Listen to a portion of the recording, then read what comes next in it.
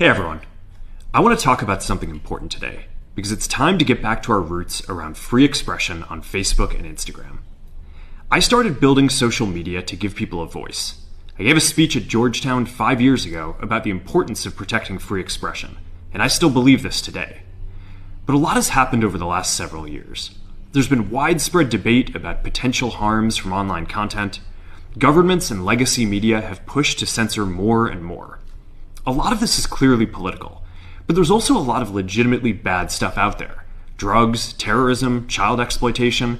These are things that we take very seriously, and I want to make sure that we handle responsibly. So we built a lot of complex systems to moderate content. But the problem with complex systems is they make mistakes. Even if they accidentally censor just 1% of posts, that's millions of people. And we've reached a point where it's just too many mistakes and too much censorship.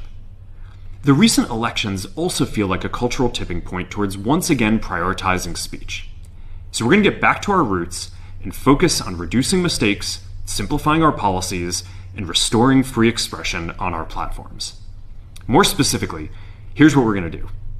First, we're going to get rid of fact checkers and replace them with community notes similar to X, starting in the US.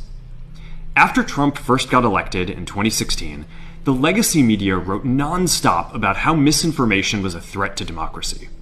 We tried in good faith to address those concerns without becoming the arbiters of truth. But the fact-checkers have just been too politically biased and have destroyed more trust than they've created, especially in the US. So over the next couple of months, we're going to phase in a more comprehensive community notes system. Second, we're going to simplify our content policies and get rid of a bunch of restrictions on topics like immigration and gender that are just out of touch with mainstream discourse. What started as a movement to be more inclusive has increasingly been used to shut down opinions and shut out people with different ideas, and it's gone too far. So I want to make sure that people can share their beliefs and experiences on our platforms. Third, we're changing how we enforce our policies to reduce the mistakes that account for the vast majority of censorship on our platforms. We used to have filters that scanned for any policy violation. Now, we're going to focus those filters on tackling illegal and high-severity violations. And for lower severity violations, we're going to rely on someone reporting an issue before we take action. The problem is that the filters make mistakes, and they take down a lot of content that they shouldn't. So by dialing them back, we're going to dramatically reduce the amount of censorship on our platforms. We're also going to tune our content filters to require much higher confidence before taking down content. The reality is that this is a trade-off. It means we're going to catch less bad stuff, but we'll also reduce the number of innocent people's posts and accounts that we accidentally take down. Fourth, we're bringing back civic content. For a while, the community asked to see less politics because it was making people stressed. So we stopped recommending these posts. But it feels like we're in a new era now, and we're starting to get feedback that people want to see this content again. So we're going to start phasing this back into Facebook, Instagram, and Threads while working to keep the communities friendly and positive. Fifth, we're going to move our trust and safety and content moderation teams out of California, and our US-based content review is going to be based in Texas. As we work to promote free expression, I think that it will help us build trust to do this work in places where there is less concern about the bias of our teams. Finally, we're going to work with President Trump to push back on governments around the world that are going after American companies and pushing to censor more.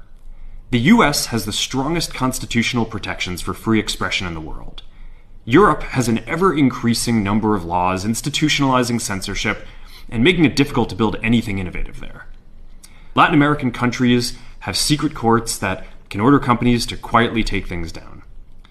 China has censored our apps from even working in the country. The only way that we can push back on this global trend is with the support of the US government. And that's why it's been so difficult over the past 4 years when even the US government has pushed for censorship. By going after us and other American companies, it has emboldened other governments to go even further. But now we have the opportunity to restore free expression, and I am excited to take it. It'll take time to get this right, and these are complex systems. They're never going to be perfect. There's also a lot of illegal stuff that we still need to work very hard to remove. But the bottom line is that after years of having our content moderation work focus primarily on removing content, it is time to focus on reducing mistakes, simplifying our systems, and getting back to our roots about giving people voice. I'm looking forward to this next chapter. Stay good out there, and more to come soon.